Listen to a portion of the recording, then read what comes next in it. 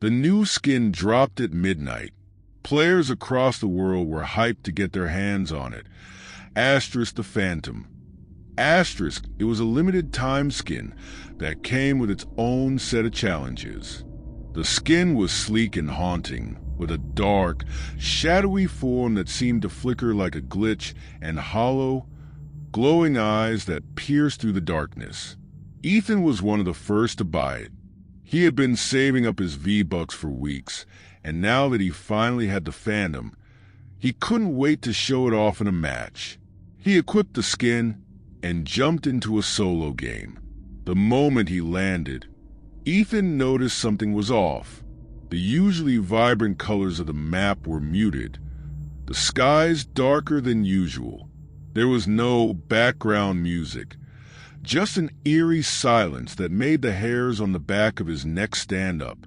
Brushing it off as a possible bug, Ethan started looting, quickly gathering weapons and supplies. But as he moved through the map, he felt like he was being watched. Every now and then, he would catch a glimpse of something in the corner of his screen, just a flicker, like a shadow moving. He'd spin around, weapon ready, but there was never anyone there. The feeling of being watched grew stronger, more oppressive, as he advanced through the match. When he finally encountered another player, he realized something was seriously wrong. The player was wearing the Phantom skin, exactly like his. But instead of fighting back, the player just stood there motionless, staring at Ethan with those hollow, glowing eyes. Ethan hesitated for a moment, then opened fire. The bullets hit, but the other player didn't react. No damage, no hit markers, nothing. Then the screen flickered. The other player was gone. Shaking, Ethan moved forward, more cautious now.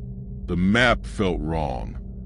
Familiar landmarks were missing, replaced by strange, twisted versions of themselves. Buildings were partially destroyed, but not in the usual way. It was as if they were decaying, falling apart on their own. The silence was suffocating. Then, Ethan started seeing it, the shadow. It wasn't just a flicker anymore.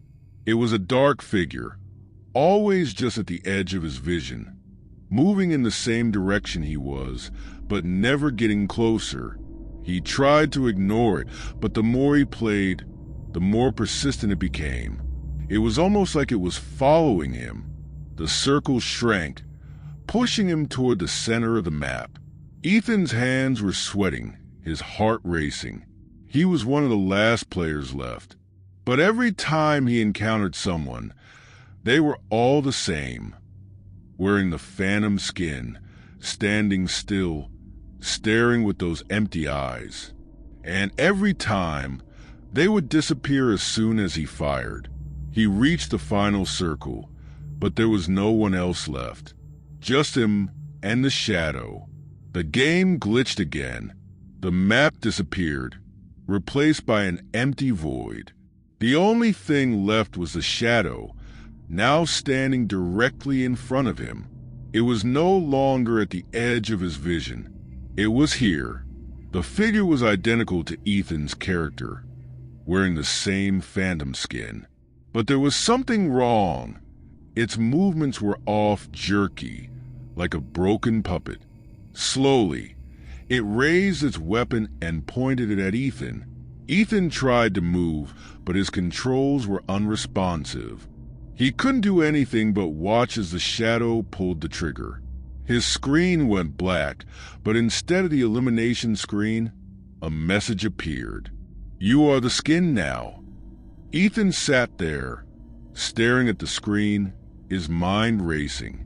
He tried to exit the game, but it wouldn't let him. The message kept flashing on the screen, more insistent each time. "You are the skin now." Then, the game rebooted on its own, taking him back to the lobby. But something was different. His character, now back in the lobby, was still wearing the Phantom skin. But the eyes, they weren't hollow anymore. They glowed with a faint red light. Ethan could feel the cold creep of fear settling in his gut. The skin wasn't just on his character anymore.